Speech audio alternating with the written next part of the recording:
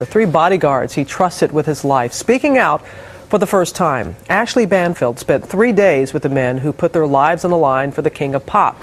Now, no matter what you think about Jackson, what you hear from these men may change how you feel. And Ashley, again, you spent quite a bit of time with these gentlemen. I did, and I got to be honest, I really expected they were going to trash him because so many people have in the past.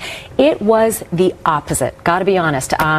They do want to write a book about him, and they say it's because someone has to defend this guy. They want to call the book In Defense of the King. And really, theirs is a story about a man who is sad and lonely, but mostly an amazing father.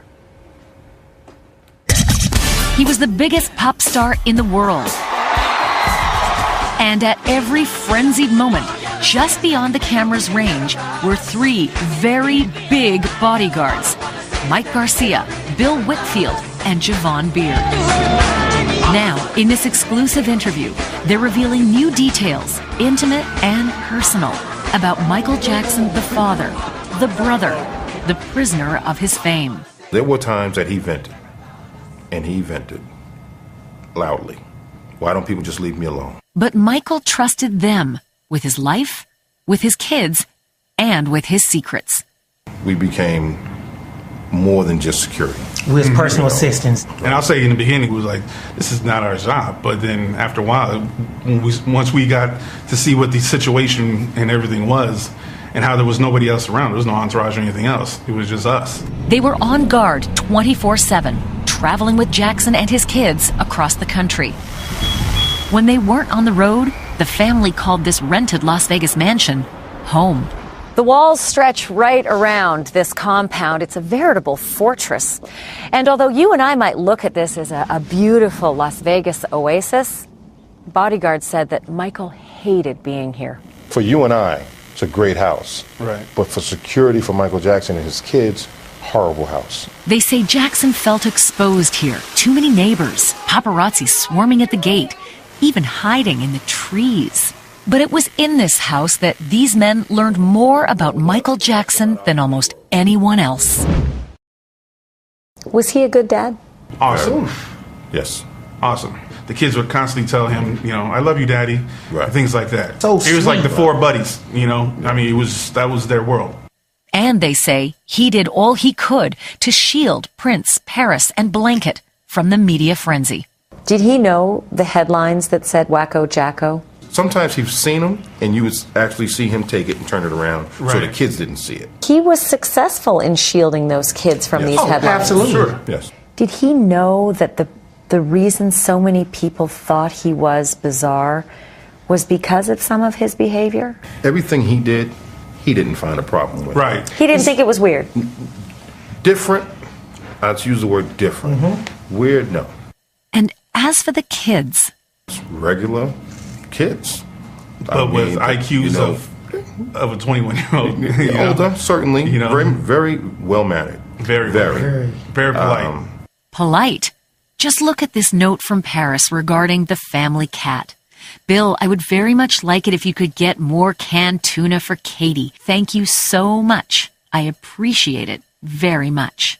Because sometimes, Hollywood celebrity kids aren't particularly polite or nice to be around. actually- I mean, sometimes they would say little things as far as like, well, Bill, Daddy wants you to go get some cookies for us. They'll say little kids They're things, playing you. knowing that he didn't say that. Right. Like, Right. they would do little stuff like that. Little So kid all we'll things. do is just ask the client, would you Right. like us to go get some? No. Right.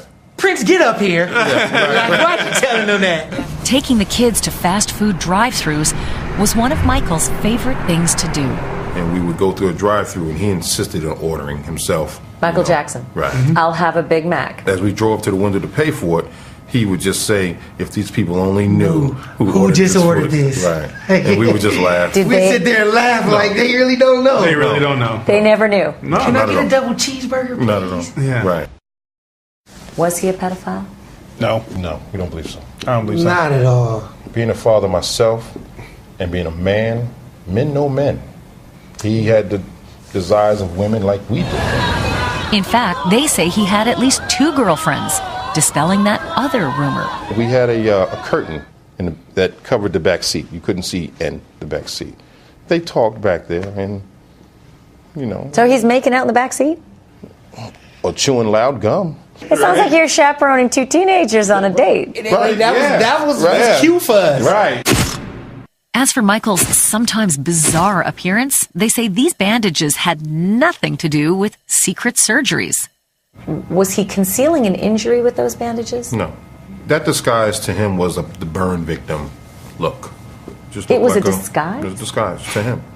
When you saw him coming downstairs, getting ready to get in the car with the bandages, what did you think? Something's up with him. Yeah, what's going on? Yeah, something's up. Did you ever tell him? How could you tell him that? Right. He's coming down with a kid, so we can't say, like, what the hell you got on, sir? But perhaps the biggest mystery about Michael Jackson is the one he took to his grave. How and why he died. It did appear that a few times that he was on something. You know, you could tell his demeanor. It was different than having been around him for so long. It changed. You knew something was not right at the moment. Well, they spent 2 years with that boss, and I should tell you, they did not ask for anything for this interview. They do want to write that book, though. Tomorrow on GMA, we're going to have a whole lot more. We're going to go into those finances, credit cards being denied, if you can believe it, being evicted from hotels.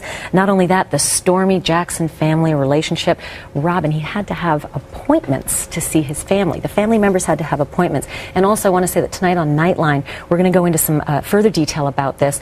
And are you ready for this? He wanted what you and I have every day. Which is what? He wanted to go to Walmart. He wanted, according to these bodyguards, to just go up to a bar and order a beer. These were one Just of the like things, everybody else. just what we take for granted. That's what he wanted. What are the stories you're going to take away that you have a better insight now of the Michael that we did not get to see? Well, I sure didn't know this stuff, I'll tell you. And I listen, I covered trials for the last 5 years, so I had an opinion about this guy going in. But this is different. This is new. And we've got some web extras actually on abcnews.com because, man, was there a lot of material that they told me I couldn't wedge into this piece.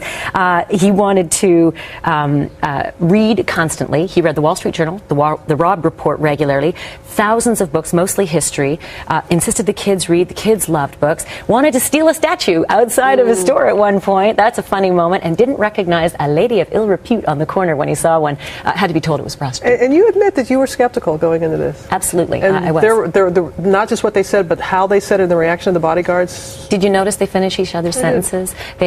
They're just a genuine group, and I got a good feeling from them.